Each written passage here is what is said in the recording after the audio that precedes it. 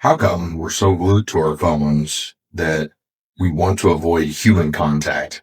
I literally just came up from breakfast, sitting here in Missouri, phone sitting in my pocket the whole time, except for things, emails, occasionally, stuff like that. But one of the things I noticed as I was getting ready to leave and coming up, this lady walks in. She's like this.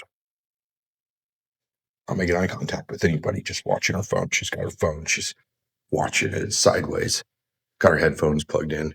And she's trying so desperately hard to avoid human contact at all. She doesn't want anybody to know she exists. She doesn't want any of that to happen. And my question is, why?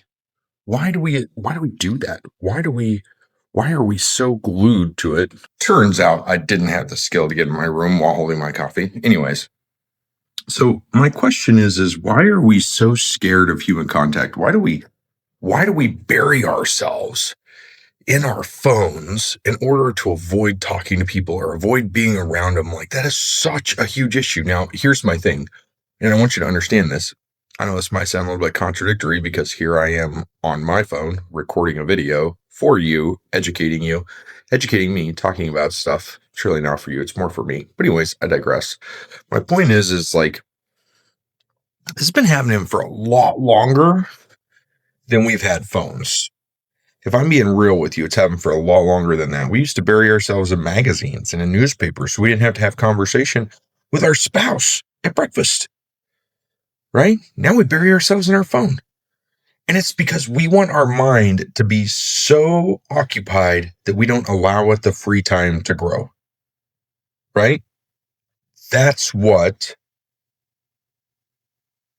the opposing force of God, Satan, wants from you, right? He wants your mind to be so busy with menial bullcrap that you don't have time to flourish. You don't have time to grow. You don't have time to push yourself to the next level. You don't have time to use the gifts God's given you. That's what he wants.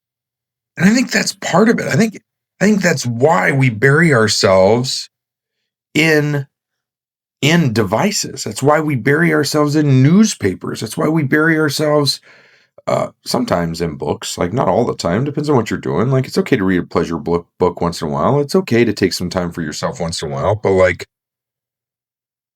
I'm sitting here and I'm thinking about a lot of things that go on in life, and I can't tell you how many times I've watched people say, "Oh, I don't want to go to church.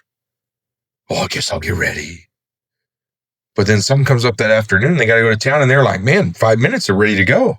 Let's do a church service at home. I don't want to see anybody today."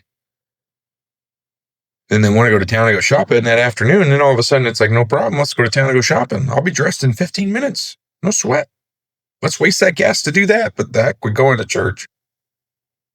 The heck with going out and actually talking to people at breakfast. Like, I want you to do this. I don't know how often you guys travel. I seem to be on the road a lot. I had a really long stint at home recently. Like, I was at home for almost a month. I said I was at home, but I had like 2 or 3 trips in the middle of that were small trips, 2 or 3 nights. But anyways, like, I want you to try this the next time you travel, or the next time you're out to lunch by yourself. I want you to say hi to a complete stranger. "Hey, how's it going? How's your day?" And if somebody asks you how your day's going because they see you looking at them, I want you to give them some off-the-wall, oddball answer. My go-to, "Any better than I couldn't stand myself." Or, "Finer than frog hair, split twice."